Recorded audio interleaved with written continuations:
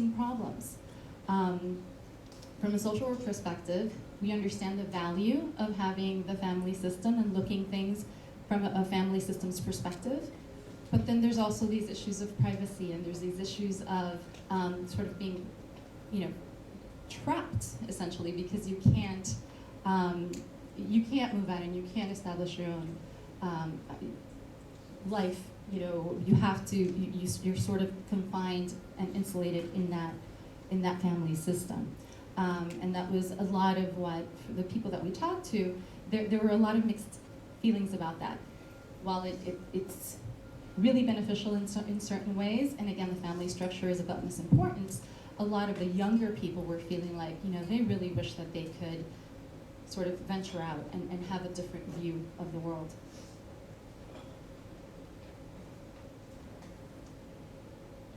So that's the community level.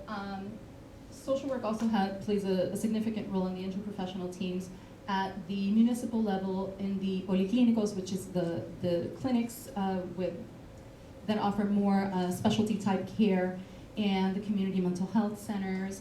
Community mental health in Cuba is integrated into the healthcare system. It does function similarly in some ways as our community mental health systems here in the United States, where you have the interprofessional teams working with, trying to prevent a lot of the mental health issues, and also working the difference I think here is they work very directly, again, involving the families, which is something that we don't necessarily always do, but which is a significant focus of the biopsychosocial perspective in social work.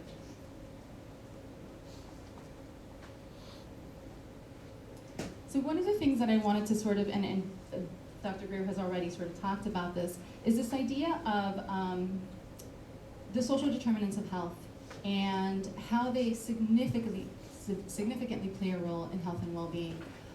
We understand health and the medical issues, but these social determinants of health is really what is impacting the population. You have, the more. Actually, I think I flipped it on the screen there, but you have the more overt factors such as poverty, inadequate housing, lack of resources, poor diet. Those things are sort of more obvious, and we can see how those can impact the health of the community significantly. But then there's these factors of integration and stress and family dynamics because of all of these generations often living together under one roof. And what I found really interesting was this idea that kept coming up with the people that I was talking to about the impact of tourism. So the increase in tourism now on the island is helping people sort of see more readily what they're missing, the things that they don't have. It used to be a very insulated community in Cuba, and now as a result of this, they're starting to see, the clothing that people are bringing in and the technical gadgets, and there's this sense of, the haves and the have-nots, and that has really played out significantly in the mental health of the people of Cuba. So this is something that is of significant concern because it's, how do you change that?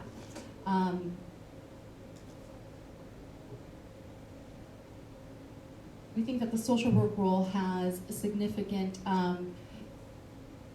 it plays in well to this issue and to being a part of these interprofessional teams because of the specific knowledge that social workers have about individuals and their interaction with systems.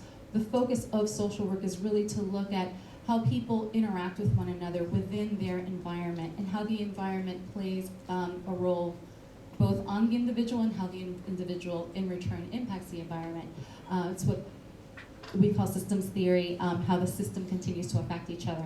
And this is something that they're really able to, in Cuba, in the Cuban model of social work, they're really able to utilize this at a community and a municipal level. Now, there are certain populations of interest to social work that every population is of interest, of course, but there were certain populations that stood out for me as being particularly interesting.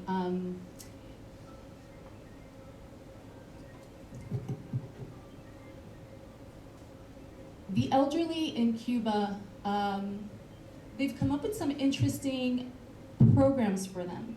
So one of the things that they're doing in Cuba for the elderly is that they have these homes called Universidad del Adulto Mayor.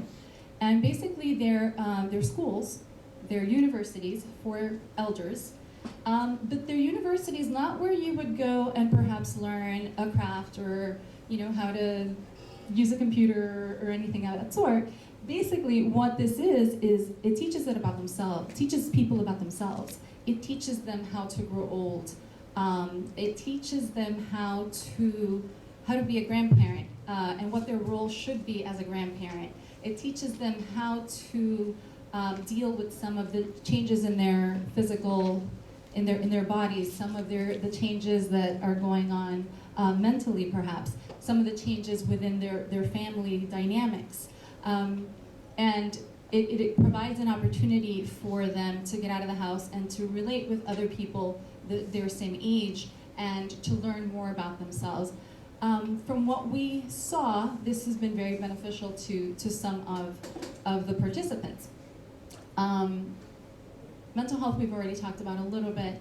HIV has been a population of significant controversy in Cuba because of the way that the government has sort of imposed these sanatoriums at one point where basically HIV patients were forced into these clinics and weren't able to live with their families. And while the government I'm sorry? Did you have a, yes, I'm sorry, I couldn't hear what you were saying. Correct. So it's a significant concern because of the isolation, exactly, thank you. And there's the ethics behind that. And the social workers that we talked to really struggled with working with this population. But one of the challenges that we have is, within this political system, there's not a lot of room for maneuverability. Advocacy, which is something that social work prides itself on and that we try to really do for all of our clients, is not something that you are able to do openly and readily without concerns of repercussions at times. So this was a significant population of concern for the social workers that I talked to.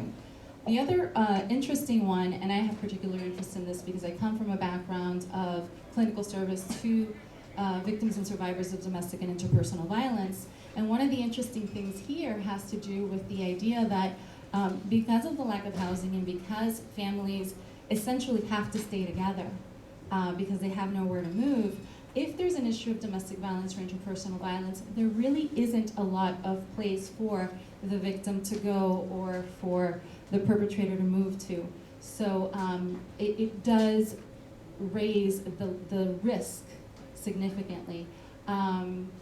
We had the opportunity of visiting a group of domestic violence survivors that were very, very courageous in sharing some of their stories with us. And this is happening a lot, and there is still a lot of stigma, and as there is within this population anywhere in the world, but particularly over there, it's really difficult. Who can you talk to? Everyone's so afraid to speak a lot of times to anyone else, and there's some significant risk and safety concerns for some of the victims that came forward. And finally, the LGBTQ issue population, the lesbian, gay, bisexual, transgender population.